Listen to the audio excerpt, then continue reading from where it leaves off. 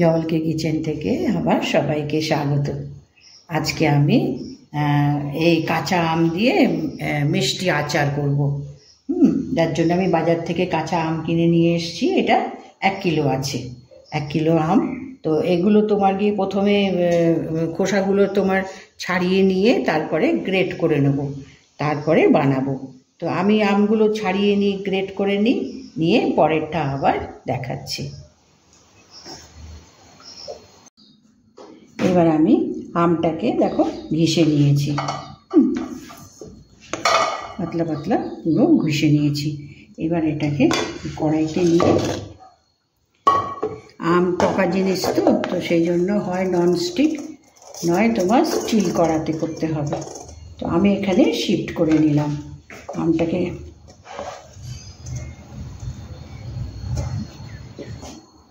আমি ননস্টিক এই কড়াতে আমি শিফট করে নিয়েছি। আজকে আমি আমের ঝুড়া বানাবো, হাফ গুড় হাফ মিষ্টি। তো এখানে তোমার গিয়ে খোসা আর আঁটি বাদ দিয়ে তোমার কত হবে, 750-800 মতন হবে। তো এখানে আমি 800ই ধরি, কেমন? তো এখানে আমাকে অন্তত 3 পাও চিনি দিতে হবে। এই বাটির আমি 1 বাটি চিনি দিলাম। আর এখানে গুড়ের পাউডার,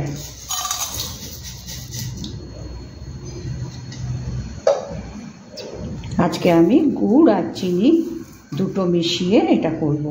এটা তুমি শুধু চিনি দিয়েও করা যায়, আমি এর আগে চিনি দিয়েই করেছি, আমার সাইডে আছে দেওয়া। তো আজকে আমি গুড় আর শুধু গুড় দিয়েও করা যেতে পারত।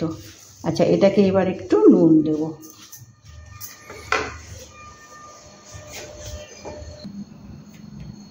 এবার এখানে একটু নুন দিলাম।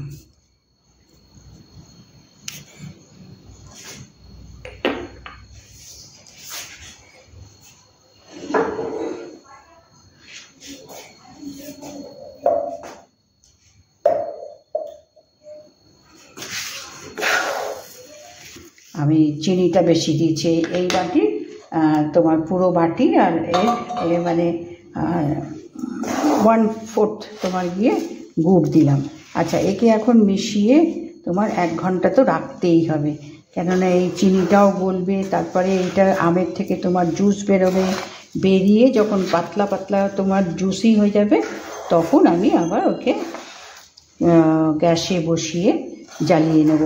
তা এখন এখানে আমি সব মিশিয়ে রাখলাম, ঢাকা দিয়ে 1 ঘন্টা রেখে দিই, তারপরে আবার বাকিটা। ঠিক আছে?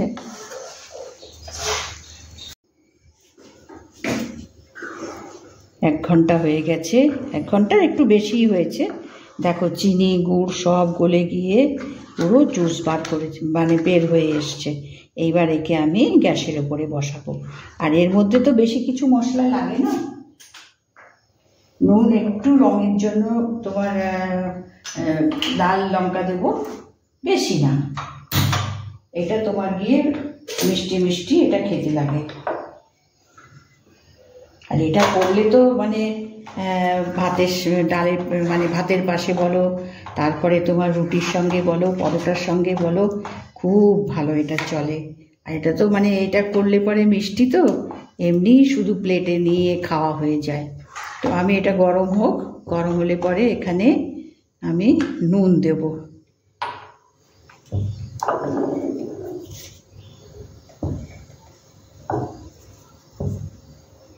একটু বিট নুনও দেব, এটা সাধারণ নুন, এবার একটু বিট নুন দেব।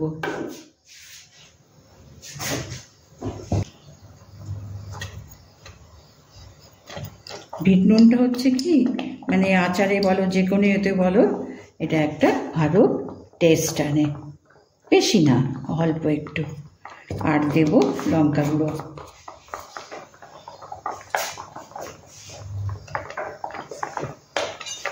একটু কালারটা হওয়ার জন্য, এরকম থাকলেও ভালো।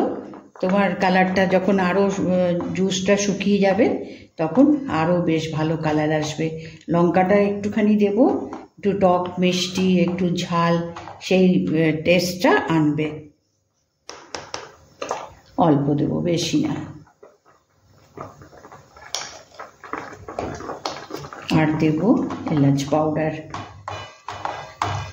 এটাকে তোমার গিয়ে বেশ অনেকটা সময় ধরে এটাকে পাক দিয়ে নিতে হবে। এই যে জুসটা, এই জুসটা এখন তো এমনি করে পড়ে যাচ্ছে, সেটা পড়বে না।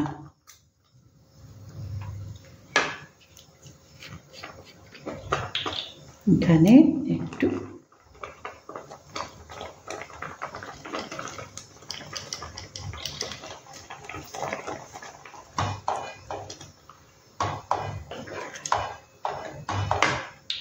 বেশি কিচ্ছু মশলা নেই।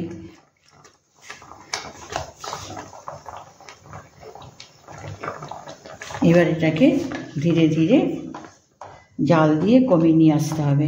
এই চিনি আর গুড় দিয়ে এবার আমি দুটো জিনিস দিয়েছি, গুড়ও দিয়েছি চিনিও দিয়েছি। তো এটা তোমার গিয়ে আমি পাক দিয়ে নিই, তারপরে লাস্টে দেখাবো। এবার দেখো জালটা মোটামুটি হয়ে এসছে।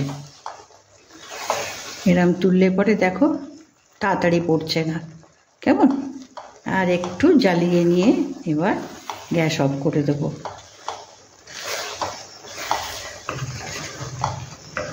এবার এটা পুরো জাল হয়ে গেছে, দেখো, ঠিক আছে? দেরি করে পড়ছে। এবার আমি গ্যাস অফ করে দিয়ে এটাকে ঠান্ডা হতে দেবো।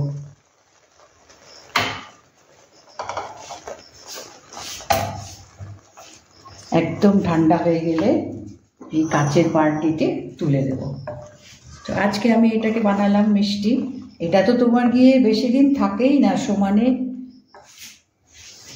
সমানে তোমার গিয়ে মানে মিষ্টি আচার না, ঝাল আচার হলে একটু সময় থাকে, মিষ্টি আচার হলে মানে থাকেই না, এমনি শুধু প্লেটে করে খাওয়া হয়ে যায়। তো এটা তো তোমার ঠান্ডা হবে, ঠান্ডা হলে পরে আমি কাঁচের জারে রেখে দেবো।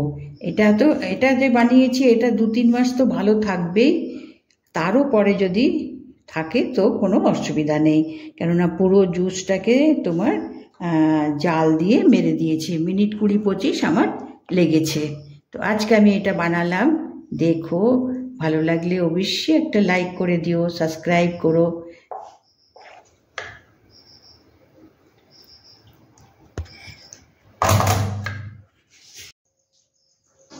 এখন ঠান্ডা হয়ে গেছে, ঠান্ডা হয়ে গেলে আর একটু তোমার গিয়ে ঘন হয়ে গেছে।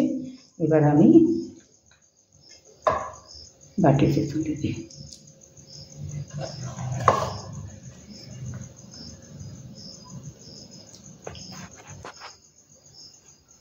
এবার বাটিতে আমি তুলে দিয়েছি। এটা তোমার এরকম প্লাস্টিক বাটি বা কাচের বয়াম, পরে আমি এটাকে বয়ামে তুলবো, একটু ঠান্ডা হওয়া চাই, কেননা গরম অবস্থায় যদি আমি কাচের বোতলে তুলে দিই তাহলে ঘেমে যাবে, খারাপ হয়ে যাবে। তো এটা আর একটু ঠান্ডা হোক, হলে পরে আমি তুলে রাখবো।